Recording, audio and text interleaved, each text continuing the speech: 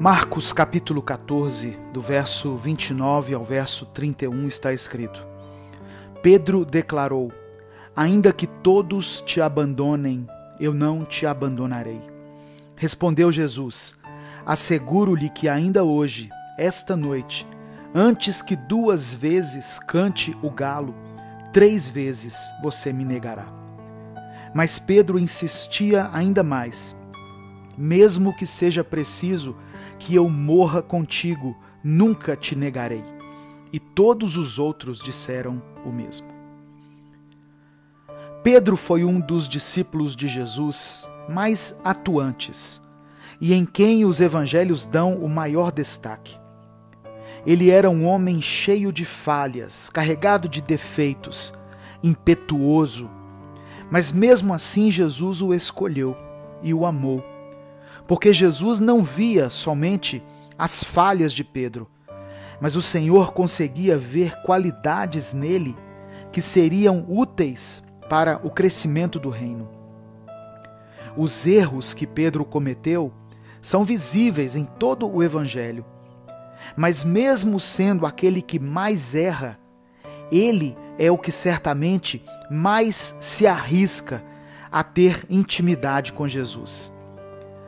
Basta lembrar que ele foi quem andou sobre as águas, que ele foi aquele que cortou a orelha do soldado que estava prendendo Jesus.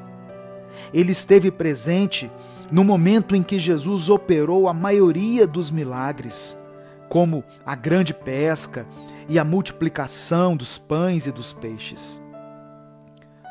Todos nós, em algum momento, vamos falhar com Deus. E de forma consciente vamos negar o nome de Jesus. Isso aconteceu com Pedro. Quando Jesus falou aos discípulos que eles iriam abandoná-lo, Pedro ergueu sua voz e disse que, ainda que todos o abandonassem, ele não o abandonaria. E que, se fosse preciso, ele estaria disposto a morrer por causa de Jesus.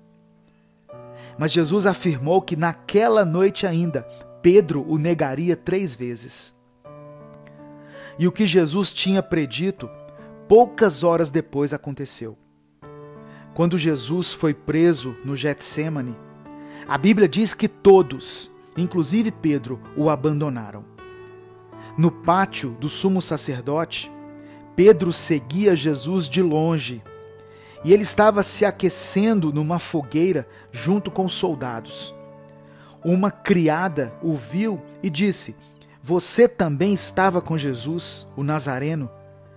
Pedro, então, o negou pela primeira vez, dizendo que não o conhecia. Novamente a criada acusou Pedro, dizendo que ele era um dos que andavam com Jesus.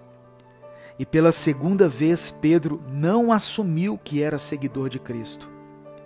E mais uma vez, os que estavam sentados perto dele apontaram para ele dizendo: você é um deles. Você é galileu. Naquele momento, Pedro, pela terceira vez, começou a se amaldiçoar e, jurando diante daquelas pessoas, disse que não conhecia Jesus. Naquela hora, o galo cantou pela segunda vez, como Jesus disse que aconteceria. Pedro, então, se lembrou das palavras de Jesus e o texto diz que ele começou a chorar. Pedro representa eu e você. Pedro representa a igreja. Em alguns momentos ele se mostra valente e corajoso, disposto a agir a qualquer custo. Em outras ocasiões, ele é fraco, medroso, influenciado por aquilo que vê e amedrontado pelas ameaças ao seu redor. Em um momento ele tem uma profunda revelação divina e o Espírito de Deus coloca palavras na sua boca. Em outros momentos, o próprio Jesus tem que repreender o diabo na sua vida por causa da inconsequência das suas palavras. Mas o que mais nos encanta é o fato de que, apesar de tudo isso, Jesus não desistiu de Pedro. Pelo contrário, Quando Jesus ressuscitou, o Evangelho de Marcos registra que um anjo disse a algumas mulheres para contarem aos discípulos e a Pedro o que tinha acontecido. Por que o anjo não disse, avisa os discípulos e a João? Afinal, João era o discípulo amado. Ou avise os discípulos e a qualquer outra pessoa que tenha tido um encontro com Jesus. Sabe por quê? Porque Jesus não nos escolhe por causa das nossas qualidades. Ele nos escolhe por sua própria vontade, segundo os seus próprios desígnios.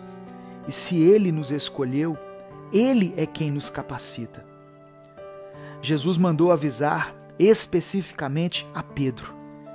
E houve um momento em que Jesus, numa conversa, perguntou se Pedro o amava. E Jesus fez essa pergunta por 3 vezes.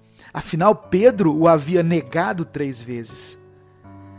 Na 3ª vez em que Pedro afirmou que o amava, Jesus lhe disse, apacenta as minhas ovelhas. E ainda acrescentou que ele, Pedro, era uma pedra pequena, mas que sobre essa rocha, falando agora de si mesmo, ele edificaria a sua igreja. Jesus estava dizendo, se você me ama verdadeiramente, prove esse amor, cuidando daquilo que mais importa para mim, que são vidas, que são pessoas. A partir do momento em que os discípulos foram cheios do Espírito Santo, depois do Pentecostes, a impetuosidade de Pedro foi colocada a serviço do reino. Agora sim, ele poderia até mesmo morrer por Jesus. Pedro já tinha recebido todo o conhecimento. Ele já havia andado por 3 anos e meio com Jesus. Ele tinha aprendido muitas coisas, mas agora era diferente. Ele carregava Jesus dentro de si e por isso ele foi tremendamente usado pelo Senhor.